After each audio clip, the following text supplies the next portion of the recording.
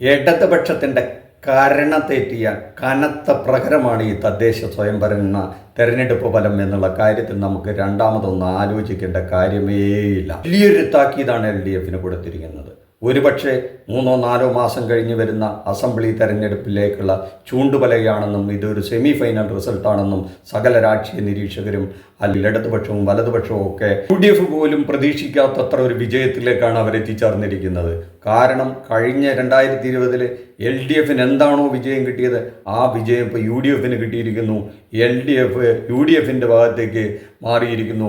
അതിൻ്റെ അർത്ഥം 2026 അസംബ്ലി തെരഞ്ഞെടുപ്പിൽ UDF ഭരണത്തിലും LDF പ്രതിപക്ഷത്തും വരും എന്നുള്ളതിൻ്റെ സൂചനയായിരിക്കാം ഇതെന്നാണ് എല്ലാ രാഷ്ട്രീയ നിരീക്ഷകരും ഇപ്പോൾ പറയുന്നത്.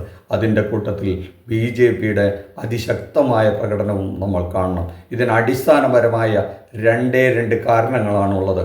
ഒന്ന്, ശബരിമലയിൽ നടന്ന സ്വർണ്ണക്കൊള്ള.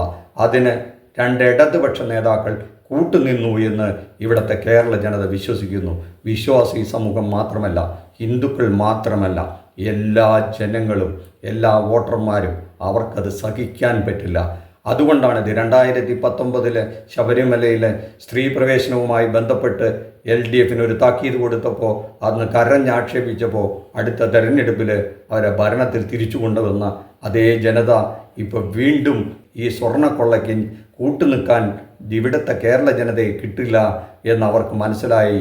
അതുകൊണ്ട് അവർ കനത്ത പ്രഹരം 2 കരണത്തും കൊടുത്തു എന്നുള്ളതാണ് സത്യമായ കാര്യം. മറ്റൊരു കാര്യമുള്ളത്, മധ്യവരുമാന വർഗമാണ് ഈ ഇടതുപക്ഷത്തിന് ഈ പണി പറ്റിച്ചത്. അത് പ്രത്യേകിച്ചും റിസൾട്ട് കണ്ടാൽ അറിയാം.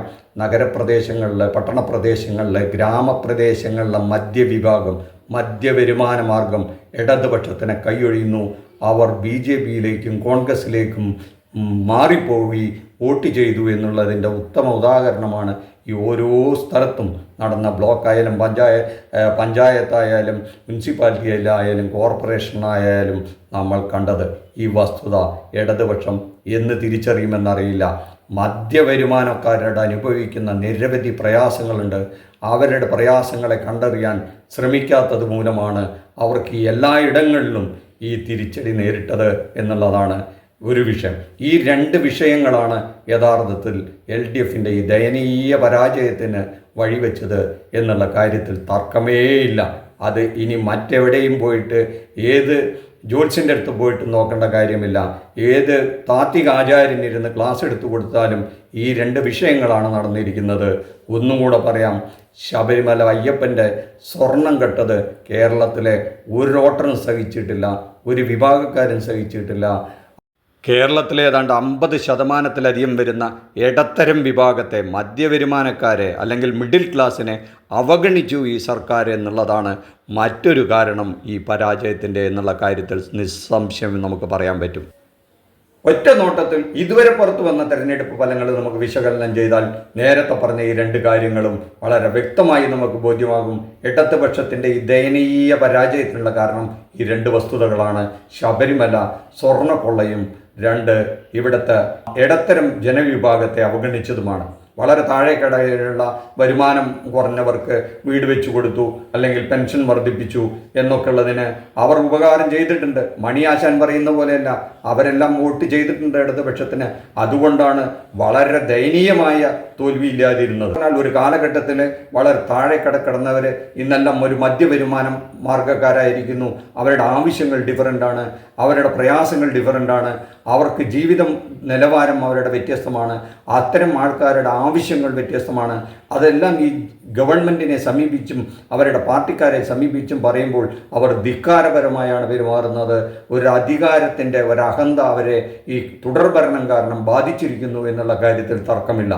2019 ശബരിമല വിഷയത്തിൽ ജനം ഒരു താക്കീത് കൊടുത്തതാണ്. അത് വീണ്ടും റിപ്പീറ്റ് ചെയ്തു.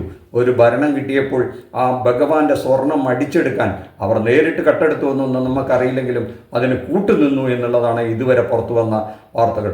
അതിവിടുത്തെ ജനം സഹിക്കില്ല. അത് വിശ്വാസി സമൂഹം മാത്രമല്ല, അവിശ്വാസികളും സഹിക്കില്ല. അത് ഒരു വലിയ അഴിമതിയാണ്, കൊള്ളയാണ്. അത് കേരളീയ ജനത സഹിക്കില്ല എന്നുള്ളതിൻ്റെ ഒരു വലിയ പ്രഹരമാണ് LDFന് കൊടുത്തിരിക്കുന്നത്. ഇനി അത് പരിഹരിക്കാനായിട്ട് കേവലം 2-3 മാസം കൊണ്ട് കഴിയുമോ, അസംബ്ലി തെരഞ്ഞെടുപ്പിന് മുമ്പ് കഴിയുമോ എന്നൊന്നും നമുക്കിവിടെ പറയാൻ പറ്റില്ല. പണ്ട് ശബരിമല വിഷയമുണ്ടായപ്പോൾ അത് പരിഹരിക്കാൻ ഒരു കോടിയേരി ബാലകൃഷ്ണൻ ഉണ്ടായിരുന്നെങ്കിൽ ആ ഒരു കോടിയേരി ബാലകൃഷ്ണൻ്റെ അഭാവം ഇപ്പോൾ നമുക്ക് അനുഭവപ്പെടുന്നുണ്ട് എന്നുകൂടി പറയേണ്ടിയിരിക്കും. എന്തായാലും UDF അതിൻ്റെ മഹത്തരമായ പ്രവർത്തനം കൊണ്ട് കാഴ്ചവെച്ചൊരു വിജയമാണെന്നൊന്നും കരുതുന്നില്ല. കാരണം ഇടതുപക്ഷം അവർ സ്വയം കുഴിച്ച കുഴിയിൽ അവർ ചെയ്ത മഹാപാപങ്ങളുടെ കർമ്മഫലം അനുഭവിക്കുന്നു എന്ന് മാത്രമേ ഇവിടെ പറയാനുള്ളൂ. ഇടതുപക്ഷത്തിനാകെ ആശ്വസിക്കാനുള്ളത് മൊത്തം ജില്ലാ പഞ്ചായത്തുകളിലേക്ക് നടന്ന തെരഞ്ഞെടുപ്പിൽ ഏതാണ്ട് സമാസമം പിടിച്ചു. 7-7 ആയിരിക്കും എന്ന് നമുക്ക് പ്രതീക്ഷിക്കാം. അവസാന ഫലം വരുമ്പോൾ അതിനും ഇനി LDFന് കുറയോ എന്നറിയില്ല. അത് മാത്രമാണ്. കാരണം ജില്ലാ പഞ്ചായത്തിലേക്കുള്ള ഒരു തെരഞ്ഞെടുപ്പ് എന്ന് പറഞ്ഞാൽ അതിനൊരു പൊളിറ്റിക്കൽ നാച്ചറുണ്ട്. അതുകൊണ്ട് ഇവിടുത്തെ രണ്ട് ശക്തികളും ഏറെക്കുറെ തുല്യമാണ്. അതുകൊണ്ട് തന്നെ ജനം അവിടെയും LDFനും UDFനും ഒരു താക്കീത് കൊടുത്തിട്ടുണ്ട്. നിങ്ങൾ അങ്ങനെ ആരും അഹങ്കരിക്കേണ്ട, അല്ലെങ്കിൽ വല്ലാതെ ബേജാറാവേണ്ട കാര്യമില്ല. നിങ്ങൾക്ക് ഇനിയും സമയമുണ്ട് രണ്ട് കൂട്ടർക്കും എന്നുള്ളതാണ്. നിങ്ങൾ സമാസമമാണ്. ഒരു രാഷ്ട്രീയ യുദ്ധം നടന്നെടുത്ത് ഏതാണ്ട് 7 പഞ്ചായത്ത് 7 ജില്ലകളിൽ സമാസമമാണ്. ഇനി നിങ്ങൾക്ക് വരും ദിവസങ്ങളിൽ നിങ്ങൾക്ക് തിരുത്താനും മെച്ചപ്പെടുത്താനുമുള്ള സമയമുണ്ട് എന്നുള്ള കാര്യത്തിൽ തർക്കമില്ല എന്ന് കൂടെ ഇവിടെ പറഞ്ഞു വെക്കട്ടെ. എന്തായാലും നമുക്ക് കാത്തിരുന്ന് കാണാം. മറ്റൊരു വിഷയവുമായി മറ്റൊരു എപ്പിസോഡിൽ കാണുന്നത് വരെ ഇനിയും നമുക്ക് ഈ വിഷയത്തിൽ വീഡിയോ ചെയ്യേണ്ടി വരും. ഇതിൻ്റെ കുറേ കൂടെ വിവരങ്ങൾ പുറത്തു വരുമ്പോൾ നമുക്ക് കുറേ കൂടെ ആധികാരികമായ ഡാറ്റാസ് കിട്ടും. അപ്പോൾ കൂടുതൽ വിശകലനം ചെയ്യാം. നന്ദി, നമസ്കാരം, താങ്ക് യു.